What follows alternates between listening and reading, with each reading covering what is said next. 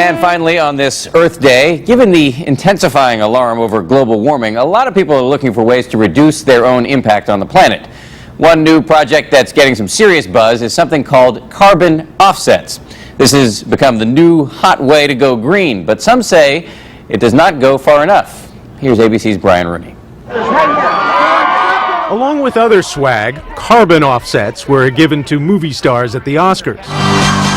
Comedian Dennis Miller handed them to Jon Stewart on The Daily Show. Here, got you some carbon offsets. Get yourself a little wind power there, right? Lesser knowns like Paul Lowry in San Francisco buy their own annual carbon offsets. For each car, it's about $35. Cost of a night out on a town. Charlotte Seligman buys offsets for her house. I just hope I'm doing a little something. It works like this. Say you drive a big gas guzzler.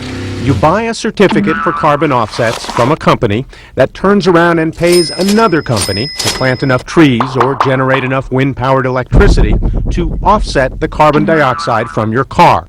Tom Arnold of TerraPass in San Francisco calculated how much carbon dioxide we created flying to interview him, about $1 to offset, and the annual cost of a carbon-neutral life. So for your home, your flights and your car, you're looking at $169.79. Roughly $170 a year to be carbon neutral. We're facing a planetary emergency. Former Vice President turned environmentalist-in-chief Al Gore says his 20-room home is carbon neutral because he buys carbon offsets. But when you consider how much carbon dioxide is produced by, say, the city of San Francisco, some people question whether buying carbon offsets for one house or one car is a way of feeling better without really doing much to solve the problem. It reminds me of the Middle Ages, where sinners would buy indulgences from the church to make up for their misdeeds, and then they'd go right back to sinning.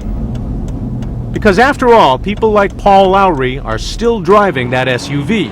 It's not just buying a TerraPass to do the carbon offsets. We do try to reduce and recycle and reuse as much as possible in our household. And maybe that's the point of carbon offsets.